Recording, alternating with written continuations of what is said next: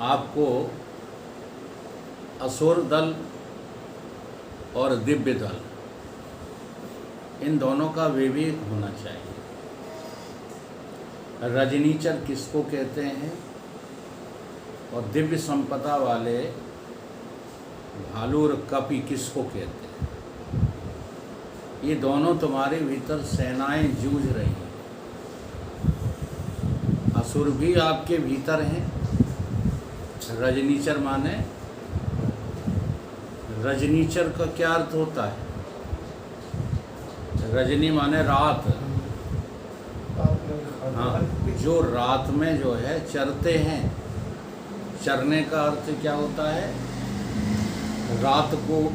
रात के परिणाम को ही सत्य समझते हैं। अर्थात अविद्या जो दिखा रही है उसी को जो सत्य समझते हैं वो सभी रजनीचर हैं। हम सब लोग कौन हैं? रजनीचर हैं। रजनीचर का अर्थ स्पष्ट कीजिए। विद्यमान को अविद्यमान दिखाना, अविद्यमान को विद्यमान दिखाना रात्रि का कार्य होता है। रात क्या करती है?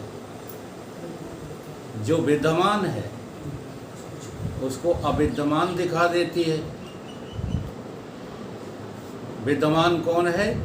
आत्मा, परमात्मा विद्यमान है, उसको अविद्यमान दिखा देती है कि है ही नहीं। क्या लगता है आपको? विश्वास है कि आपकी जो है ये स्थिति है, ईश्वर है? विश्वास। ये आप विश्वास करते हो या आपने देखा है ईश्वर को? विश्वास। बोलो, देखा है? तो ईश्वर दिखता नहीं है। अच्छा, किसको नहीं दिखता है? जिसके अंतःकरण में इस रात्रि का कार्य चल रहा है। अविद्या का कार्य जो है क्या है? ये जगत का दिखना, शरीर और जगत का दिखना अविद्या का कार्य है। और अविद्या को ही कहा है निशा। निशा माने रजनी। रजनी, और इस रजनी में जो कुछ हो रहा है, जो कुछ दिखाई दे रहा है, वो सब क्या है? रजनीचर। ठीक है। और भालू कब किसको कहते हैं? जहाँ से ये अविद्या का जो है नाश हो जाता है, वहाँ जो है जैसा है तैसा ही दिखता है। जो जैसा है तैसा दिखता है, यानी सम्यक ज्ञान होता है जहाँ, वहाँ रात्रि का अंत हो जाता है। इसलिए गीता में एक श्लोक कहा है भगवान ने, बहुना नाम जन्मा नाम ज्ञानवान माम प्रपद्धते। भगवान कह रहे हैं बहुत जन्मों के अंत में, बहुना नाम जन्मा नाम अंते, तुम्हारे न जाने कितने जन्म हो चुके हैं। ये है अनुभव आपको? आप पिछले जन्मों में सांप बन चुके हो, छछूंदर बन चुके हो, कीड़े मकोड़े बन चुके हो। कभी रोंगटे खड़े होते हैं? दोबारा बनना पड़े तुम्हें तो।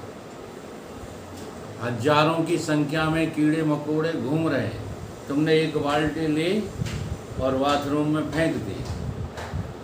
बेचारे सब तड़प तड़प के मर रहे हैं। वो कौन है? वो तुम ही हो। लेकिन तुम्हें कभी अनुभव होता है ये?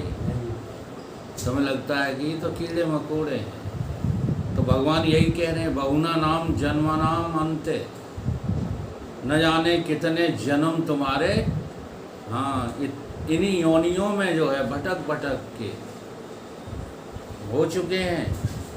अब ये आखिरी जन्म है, सबका नहीं। बहुना नाम जन्मा नाम ज्ञानवान, ये किसका आखिरी जन्म है? जिसको ज्ञान प्राप्त हो जाए उसका ये आखिरी जन्म है। और नहीं तो फिर आपको 84 में ही भटकना पड़ेगा। ये पक्का खूंटा गाड़ लो भाई साहब। न दौलत काम आएगी, न शोहरत काम आएगी, न फौजें काम आएगी, न रिसाला काम आएगा।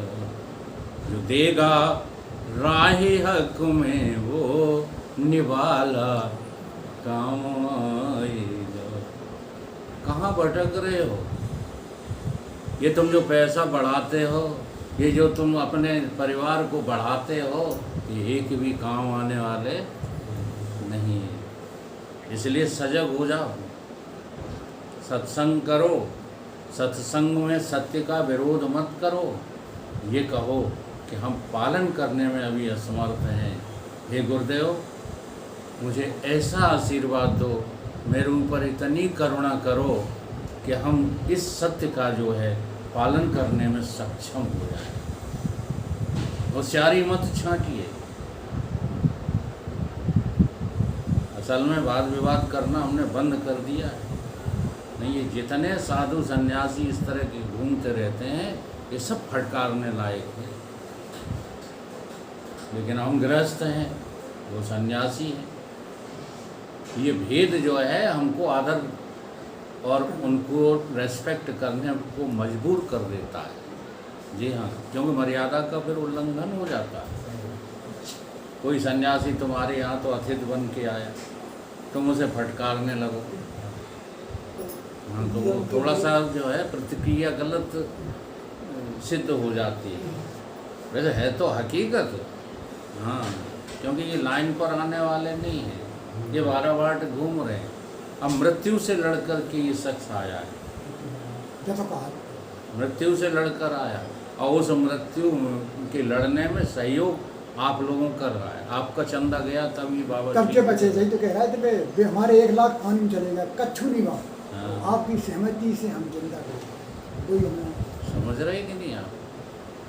तो अब वहाँ पर इनको इतना बोध हो जाना चाहिए कि नहीं, क्या रखा है इस बकवास में। ये बकवास छोड़कर अतिशीघ्र जानो कि हम कभी मरते नहीं, तुम्हारा कोई वध नहीं कर सकता। तो भगवान इस श्लोक में यही कह रहे हैं, ये आखिरी जन्म किनका है? जिनको आत्मबोध हो जाएगा। बहुना नाम जन्मा नाम अंते ज्ञानवान माम प्रपद्धते। जो ज्ञानवान है और किसकी शरण में है? निज आत्मा की शरण में है। ज्ञानवान माम प्रपद्धते का अर्थ, ये लोग जो है बड़े बड़े व्याकरणचार यही शब्दों को जानने वाले माम का अर्थ लगाते हैं। कोई द्वारका में रहने वाला यशोमती का जो है यशोदा का लाला, जाने क्या क्या अर्थ लगाते हैं। माम प्रपद्धते का अर्थ है निज आत्मा की शरण। निज आत्मा की शरण क्या है?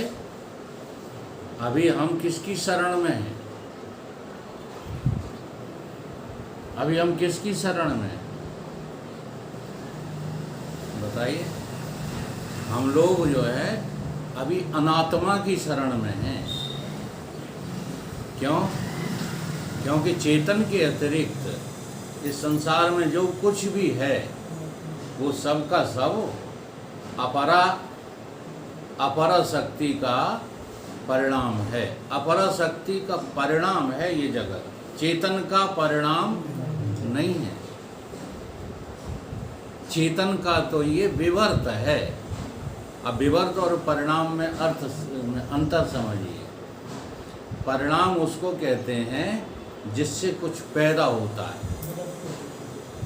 जैसे पिता से पुत्र पैदा हुआ तो पिता का परिणाम पुत्र होगा, और जिससे पैदा ही नहीं हुआ, केवल उसकी मौजूदगी होने से वो दिखने लगा, पैदा नहीं हुआ। यहाँ तक अविद्या भी कहीं से पैदा नहीं हुई, क्यों? क्योंकि जितना जो है विद्या का आश्रय है चेतन, विद्या का, उतना ही अविद्या का भी आश्रय है।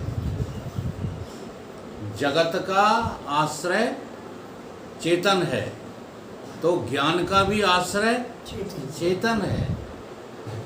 या दूसरी भाषा में अज्ञान का आश्रय चेतन है। अज्ञान जो है कहाँ टिका हुआ है? चेतन को तो अज्ञान है नहीं। यही बहुत गहरा विषय है जो बड़े बड़े विद्वानों की समझ में नहीं आ रहा। जो कोई महापुरुष ही, तत्वदर्शी ही इस बात को समझ पा रहा है कि ज्ञान का आश्रय चेतन है, तो अज्ञान का आश्रय भी चेतन है। अज्ञान का विरोधी नहीं है।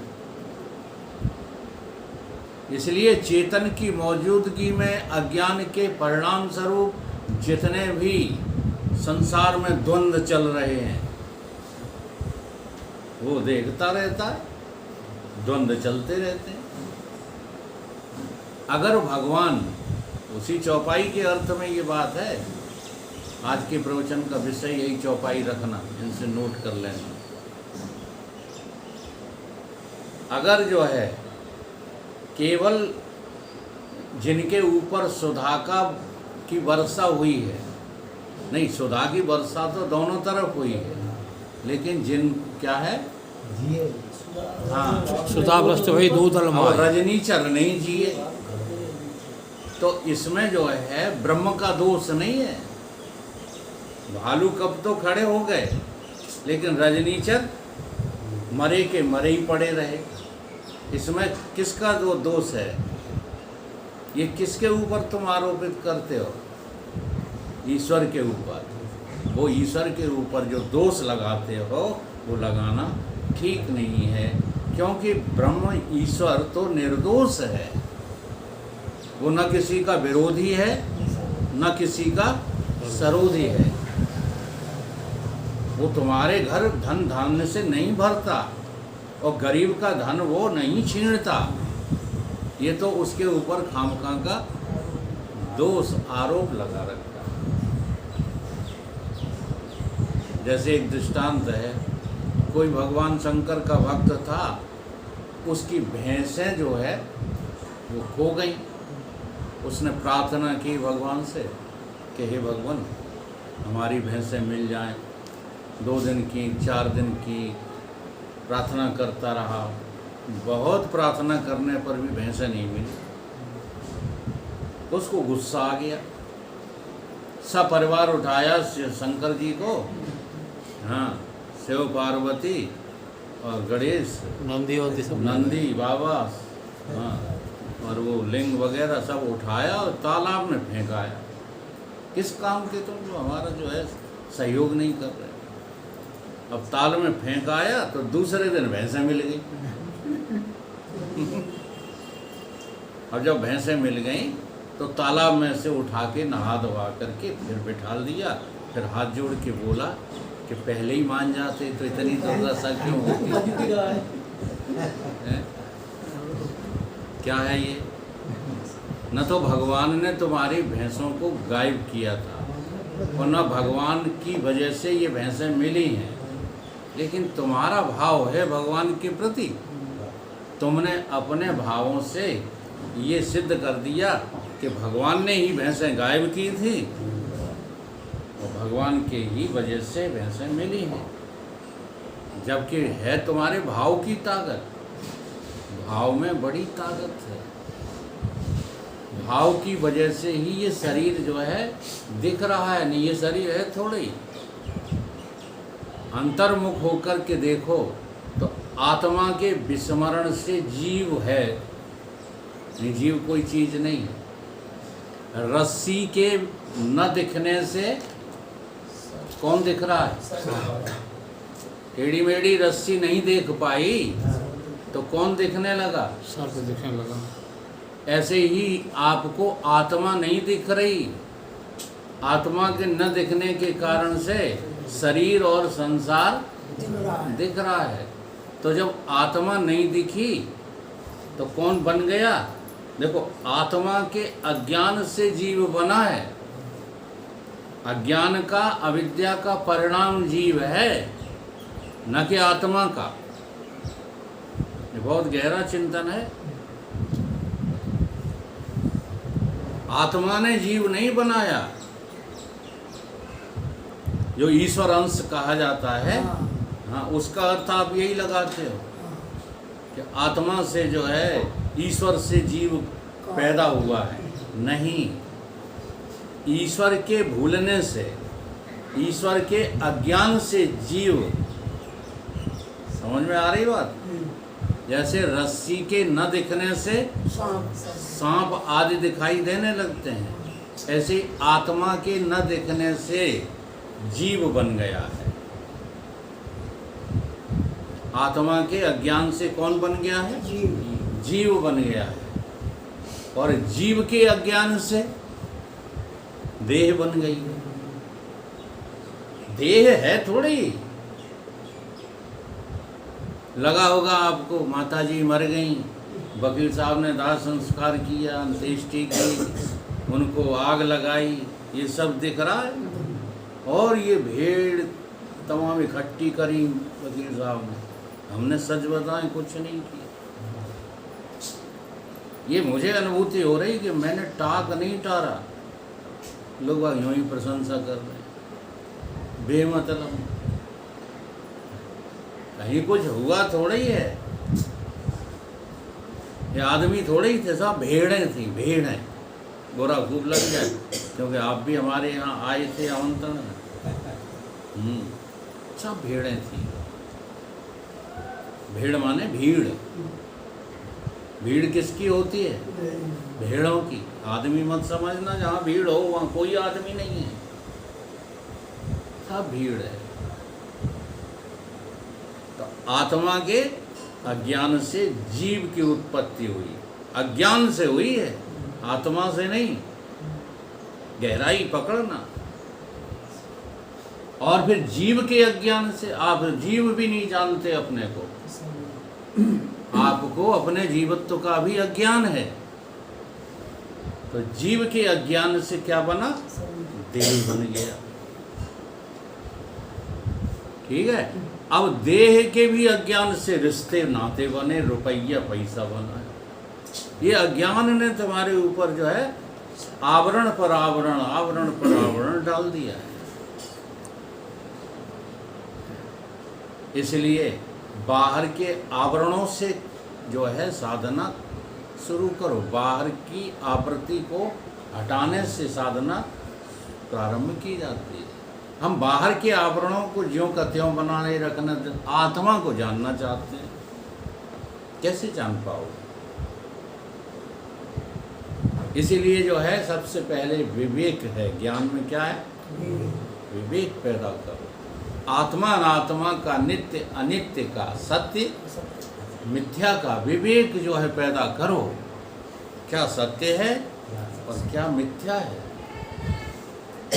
इसलिए जो है हमारे ऋषि मुनियों ने ये वेद शास्त्र तुमको लिख करके दिए, आप उनको कतई छूते नहीं। इसलिए विद्वान लोग हमको बेवकूफ़ बनाते रहते हैं।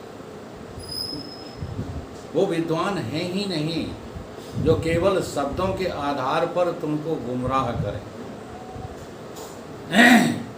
कोई मनोरंजन कराने लगते हैं इन वेद शास्त्रों की बातों से। ठीक है। कोई व्याख्या पर व्याख्या करने लगते हैं, अपनी विद्वता दिखाने लगते हैं। कोई कुछ करने, बात जरा सी है। ब्रह्म सत्यम जगत मिथ्या, छोटी सी बात है। ब्रह्मो जीवो न परम। परंतु इस छोटी की बात को देखो कितना लंबा कर दिया गया। और ऋषि मुनि जो अच्छे महापुरुष थे, उन्होंने तो बड़े कायदे से इसका विस्तार किया। लेकिन आज जो सुविधा भोगी, आज जो विषय भोगी लोग हो गए हैं, वो इसकी सबकी गलत व्याख्या करके गुमराह कर रहे हैं दुनिया को। तो दुनिया उसी में मस्त हो जाती है। क्या करता है भगवान बता दो। किसी की हिम्मत ही नहीं पड़ती है कहने की। भगवान कुछ करता नहीं है, लेकिन आप कहो कि हम तुम्हारी हाँ में हाँ मिला के ये भी कहने लगे कि भगवान है नहीं, तो ऐसा नहीं है तो केवल भगवान ही, दुनिया नहीं है। दुनिया केवल तुमको भासती है, दुनिया नाम की कोई चीज नहीं है। लेकिन हम लोग क्या कहते रहते, ईश्वर के कुछ पते हैं किसी को, किसी ने देखा है ईश्वर को। ये कार्य कारण भाव अनात्मा में ही होता है। सब अनात्मा में है, सब अपरा में है, विद्या में तो कुछ है ही नहीं। विद्या क्या होती है? विद्या वही जैसे भेद मिट जाए। और अविद्या से क्या होता है? भेद अविद्या है दुखदाई। अविद्या से ये जो है भेद पैदा हुआ है, विद्या में कोई भेद नहीं। और ये दोनों मेरे स्वभाव हैं, ये आत्मा के स्वभाव हैं। क्या है? स्वभाव। स्वभाव से मतलब जानते हो इंग्लिश में नेचर के। आप लोग तो शब्द का वो नहीं है, संग्रह नहीं है, इसलिए अच्छा जिनको है, जिनकी बुद्धि ज़्यादा चलती है, वो इस सच्चाई को सुनते ही नहीं। तो जिनके पास शब्दों का संग्रह होता है वो हमें हाँ तो मिलाते हैं, हाँ वैसा, लेकिन सुनते नहीं बात अपने ऊपर रखते हैं, बात अपने ऊपर रख देते हैं।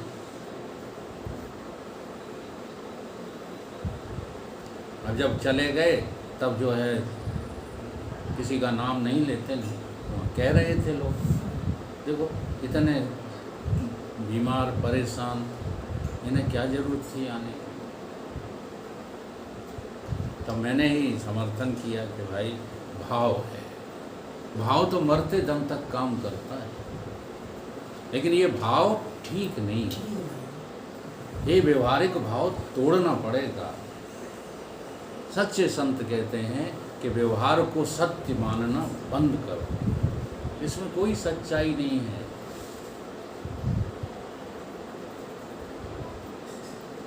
ठीक है,